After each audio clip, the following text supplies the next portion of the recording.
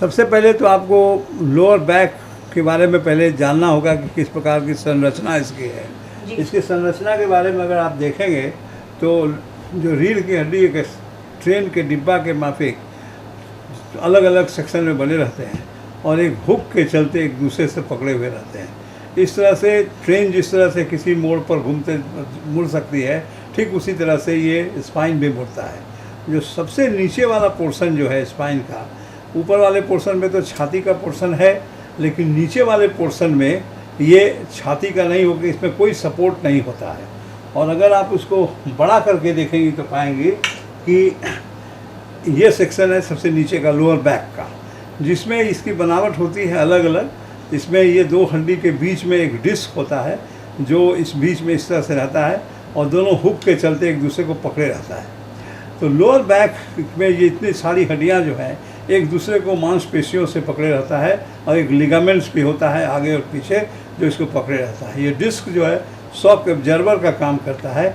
जब हम कहीं से कूदते हैं या इस पर जोर पड़ता है तो ये शॉकर का काम करता है, जैसे कि गाड़ी में चाहे स्कूटर में जैसे शॉकर होता है उसी तरह से। अब कारण तो ये बनावट है। अब इसके चलते कभी कभी क्या होता है, सबसे सिंपल बात तो है कि कभी किसी तरह से आप ऐसा काम कर रही हैं या कर रहे हैं जिसमें कि एकाएक आपके कमर पर जोर पड़ गया, उसको हम लोग बैक स्प्रेन बोलते हैं। अगर बैक स्प्रेन हुआ है तो उसका इलाज सिंपल है, थोड़ी देर रेस्ट लीजिएगा तो आप पाइएगा कि आपको सिम्टम्स बेटर हो गए और आप सब काम करने लगिएगा। लेकिन कभी कभी क्या होता है कि ऐसा कोई काम हो जाता है, जैसे कोई भारी चीज़ आप उठा लिए, आप उठाते वक्त आपने ध्यान नहीं दिया अपने मांसपेशियों को मजबूत करने के लिए, तो आपका ये डिस्क कभी कभी जगह पर से घिसक जाता है।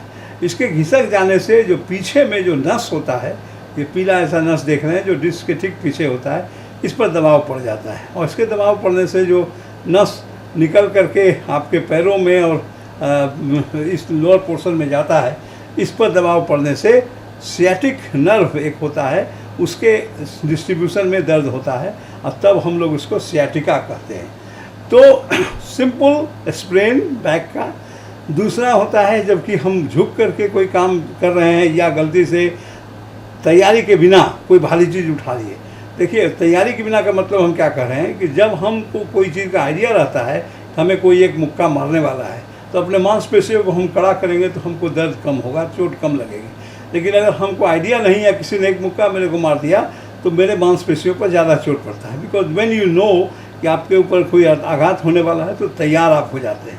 अगर बिना तैयारी के आप कोई भारी चीज़ उठा लिए तो ये डिस्क प्रोलैप्स हो जाता है और डिस्क प्रोलैप्स होने से जिस नर्व पर दबाव पड़ती है उसके अलोंग हमारे शरीर में दर्द होता है। इसको हम लोग सियाटिका बोलते हैं।